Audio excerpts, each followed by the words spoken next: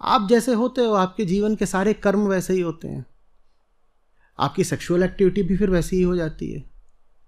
घटिया आदमी अपने लिए जो सबसे घटिया किस्म का साथी होगा उसको चुन लेगा, एकदम ही सड़ा गला, उसको उसकी नज़र उसी पे जाएगी, और नज़र ही उस पे नहीं जाएगी, उसको खूबसूरत भी लगेगा। आप सूअर के सामने फल रख दें ताज़े और मल रख दें,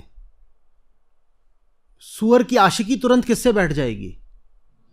मल से बैठ जाएगी, फल उसको थोड़ी पसंद आएगा। तो वैसे ही जब तक हम सूअर होते हैं, जितना मल होता है वही हमको परी समान लगता है। आप जो हो उसी अनुसार तो आपको प्यार हो जाएगा ना। आप सूअर हो तो सामने टट्टी है, वही आप कहोगे, तो दिल आ गया। अध्यात्म आपको भीतर से बेहतर कर देता है, आप ऊंचे हो जाते हो, फिर आपको व्यक्ति भी ऊंचा ही पसंद आता है, और ऊंचे लोग बहुत कम होते हो, मिलते नहीं। तो इसीलिए आपकी जो आवृत्ति है सेक्सुअल एक्ट की, वो अपने आप कम हो जाती है। आप अब ये नहीं कर पाओगे कि कहीं भी जाकर के कूड़े कचड़े में मुंह मारा है, आपसे होगा ही नहीं, आप चाहो तो भी नहीं होगा। आपको वैश्यालय भेज दिया जाएगा, यहां ये सब तैयार खड़ी है, पैसा दो, सेक्स करो, आपसे होगा ही नहीं, आप वापस लौट आओगे। अध्यात्म ये कर देता है आपके साथ, और यही वास्तविक ब्रह्मचर्य भी है। ब्रह्मचर्य कहता है ब्रह्म में चर्या करना, और जिसके जीवन में ब्रह्म बिल्कुल नहीं है, मैं उसके साथ चर्या कैसे कर लूं?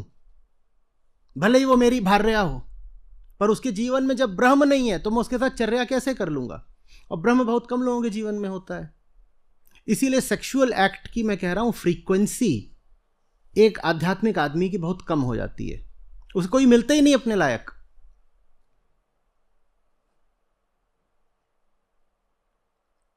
बात आ रही है समझ में?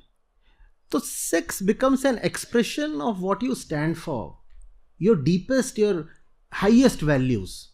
ये नहीं कि कहीं भी कुछ भी मिला, गंदा संदा मुंह मार दिया, छी हट।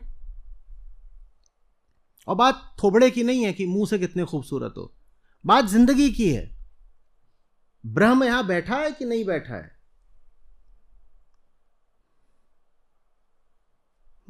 अगर है तो तुमसे हमारी निभेगी, मित्रता हो जाएगी। मित्रता में शरीर का भी आदान प्रदान हो सकता है, कोई ऐसा नियम नहीं है कि सेक्स नहीं ही